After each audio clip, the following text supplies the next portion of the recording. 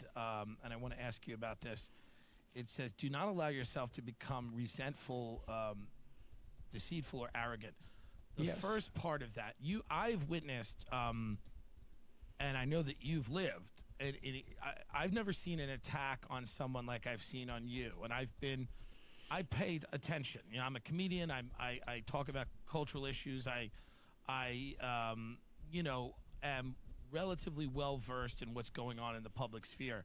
I've never seen attempt after attempt after attempt to smear and like besmirch a human being as I saw with you. I mean, there was much less, and I'm serious about this. There was maybe less negative press about Osama bin Laden than you. I mean, I think there was Good more one. of like people trying to understand Osama bin Laden. You know, he grew up, you know, and he was disenfranchised, whatever it was. But how do you not, especially because you went through this very powerful ordeal, and I don't know how, and I know that a lot of that was internal family dynamics and your own health and your family's health, but how do you not become resentful against the people that have tried to assassinate your character? Also, do you blame any of them for what you went through recently, which we'll talk about in a little bit, but you know, the ordeal that you went through? Do you blame any of these people? Do you say to yourself, had they not been as aggressive and had they not been as vicious, you might not have been in the situation you were in? Well, you know, I worked through a lot of the answers to the questions that you're asking while I was writing this second book.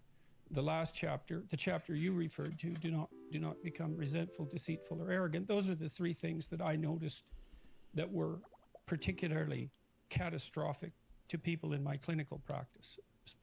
Those three things and their interactions. And then in the final chapter, chapter 12, is be grateful in spite of your suffering. Look, the first thing I'd say is that I've watched people since I've become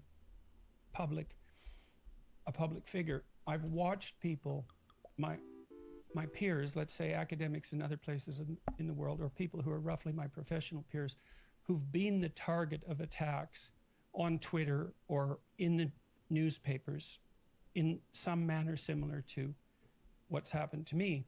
And my observation has been that it's very, very hard on people. They generally fold up and apologize and are shocked and hurt to a quite deep degree. And so it's no joke to have that happen to you. It's given me more insight into why people are so likely to not say the things they need to say when it's the time to say them, because the trouble that can cause is very difficult to cope with.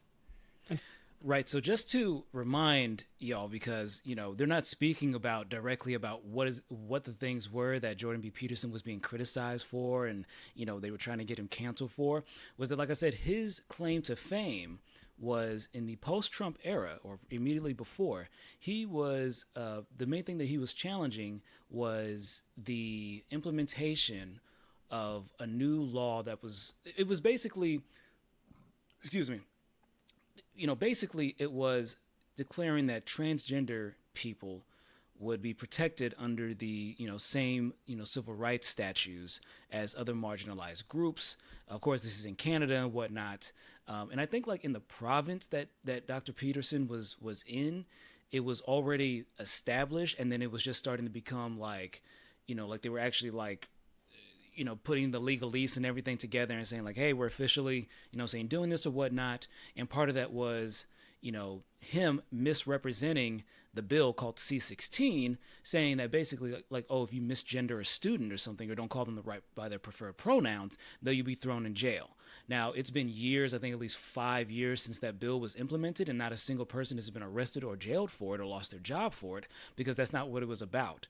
It was just about basically saying that, like, hey, transgender people have the same protections that, you know what I'm saying, you know, indigenous people or women or disabled people or any other marginalized group. and that you cannot, saying purposefully treat them a certain way because of their identity, or you will face repercussions. And he just basically stood up and said, hey, you know what, if they, and there's a clip of this, maybe I'll go and find it, but he basically says that, if they tell me to do it, no, I won't. And if, whatever, if they tell me to pay a fine, I'm not going to do it. And if they tell me that, to go to jail, I'm going to go on a hunger strike. He's like, I'm not going to do it. I'm not going to fold and whatnot. And so that has been, and then other views that he's expressed about women and their sexuality and whatnot.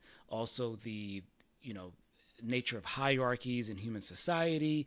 And he often has lobster. He's also connected with a lot of lobster imagery because he likes to make very basic, unscientific observations about the similarities between the delicious little crustacean rats that we call lobsters and human society, which is far more complex, and human beings are far more, complicated creatures. But he likes to make very shallow comparisons, and like I said, with a lot of poetic flourish and a lot of allusions to literature and to philosophy and religion, he makes it come off to some people that it is a concrete fact about life. So continue on. But that's basically what he has been, quote unquote, canceled for.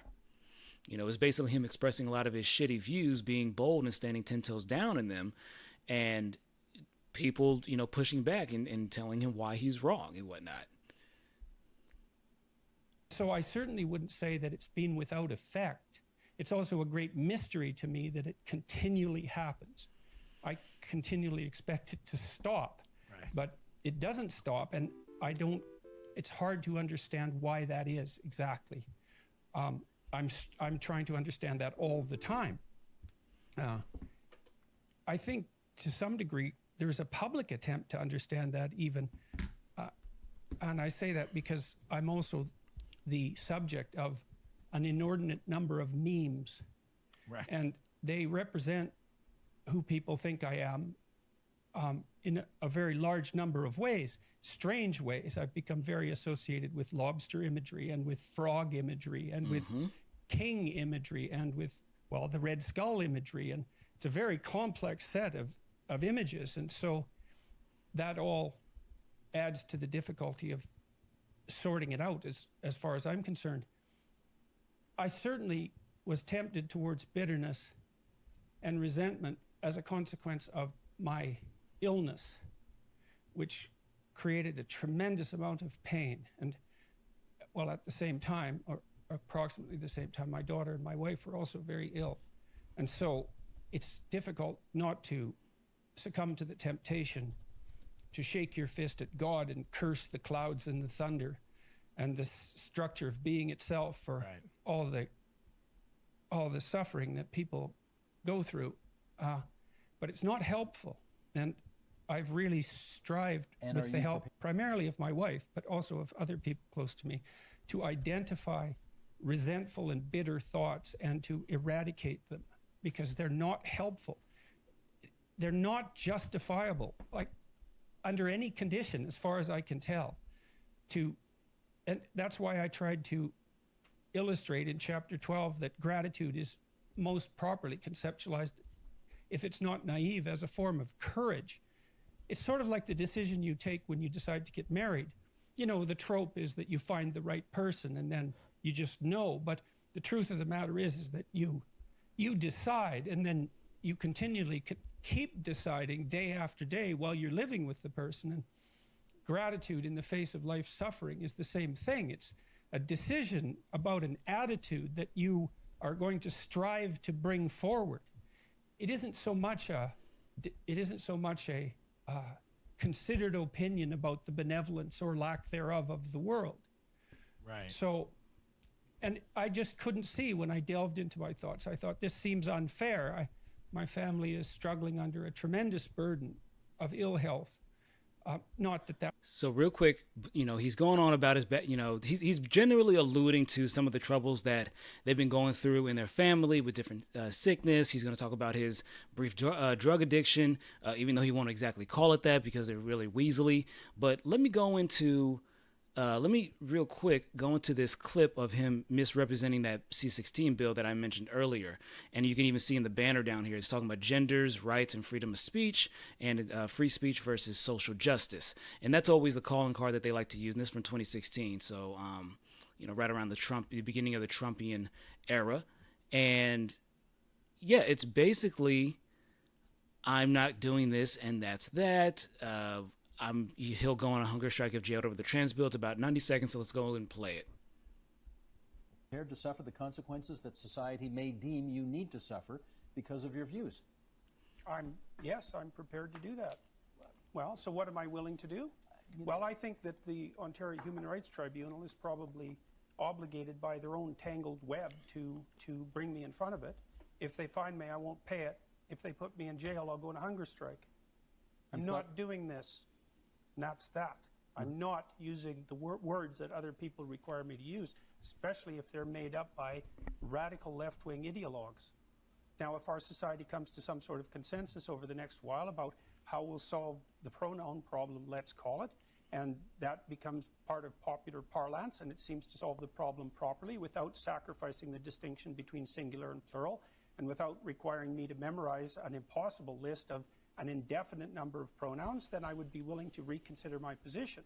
But I'm also partly opposed to this because it's been made mandatory and has the whole weight of the law behind it. It's like, this is a very bad idea. I believe this is a very bad idea. And I believe that the reason this has caused so much noise, tremendous amount of noise, tremendous amount of attention on YouTube, is because there are things that are at stake in this discussion, despite its surface nature, that strike at the very heart of our civilization. So you see how many, I don't know if you caught all that, his way or the highway type of attitude. And here's the thing again about like specific what he was saying is that first of all, he's obviously saying that like outright, oh, I'm just not going to use speech that you don't want me, that I don't want to use. That's that. And all, blah, blah, blah, blah, blah. And then he goes on to say and frame it as, oh, the pronoun problem, and if I have to memorize an impossible list and whatnot. He's playing off of this like short-lived thing that happened. I don't know if it was from damn it, what's that one page? But basically the whole thing with like Facebook had the option of making like dozens and dozens of genders. I don't know if that was like a troll or somebody was, there had to have been a troll or somebody who was just really being obnoxious. But for the most part, it's like, no, most of the time people just want you to either call them she, he, or them, or they, right? It's really not that big of a list. No more difficult than, learning to refer to somebody as, oh, doctor this, professor that. They're a lawyer. They're a, with a yes, your honor, or yes, officer, or whatever the fuck, right? Any other ways in which we recognize different people's titles and whatnot.